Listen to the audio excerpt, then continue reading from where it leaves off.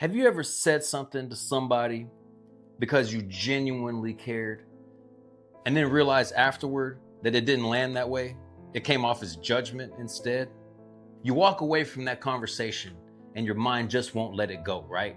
You replay what you said, you think about what you meant versus what they heard.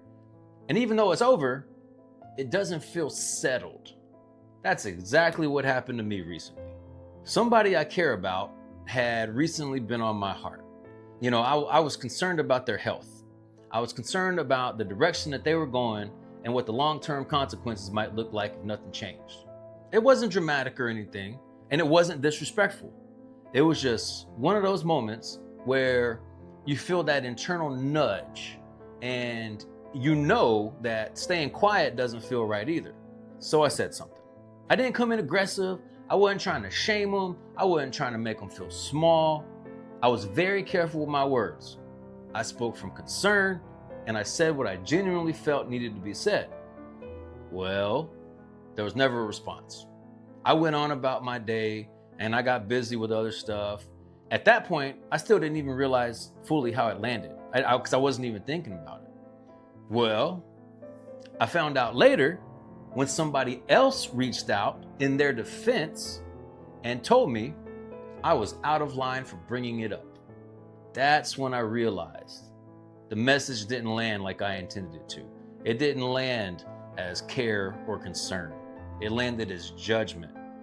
And that's a hard thing to sit with when you know that your intent was coming from a good place.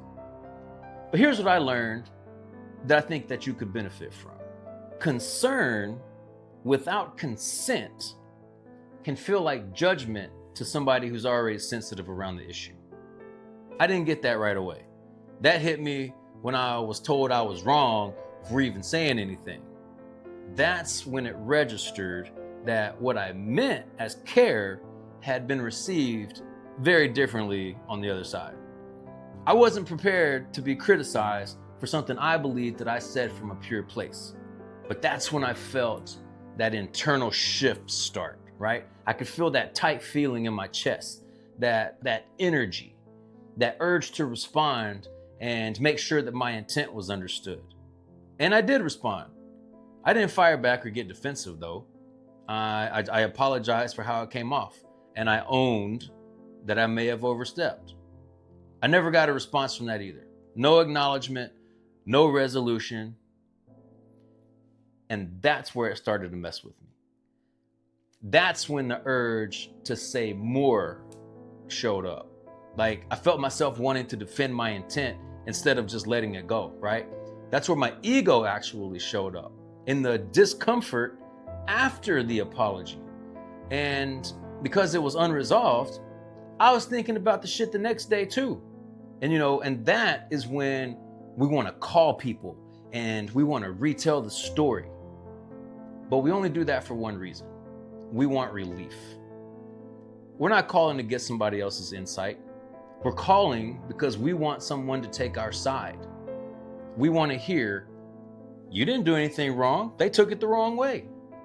Because if someone agrees with us, then that tension will finally ease up, right? But that's when I caught myself and realized what was happening. My ego was trying to get rid of the discomfort instead of just sitting with it. Most of the time, whenever we retell those stories, it's just self-soothing. So I didn't do any of that. I didn't do any of that stuff that you normally do when your ego gets bruised. I didn't talk shit. I didn't call people to get them on my side. I just let the discomfort stay. And yeah, it sucked for a couple days. But you have to train yourself to not let your ego decide what you're gonna do or say next. Here's what I took away from this and what you can use in your own life. First, concern doesn't automatically give you authority.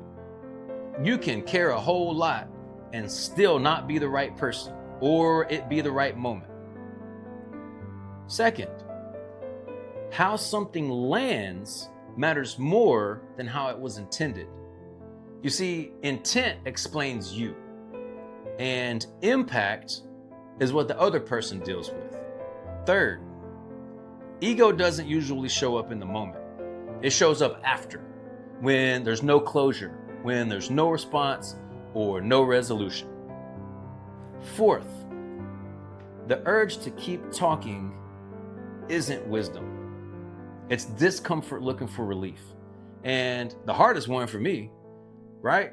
Sometimes maturity looks like doing nothing, not defending yourself, not explaining more, not recruiting people to agree with you, just letting that discomfort finish its work. You don't have to stop caring.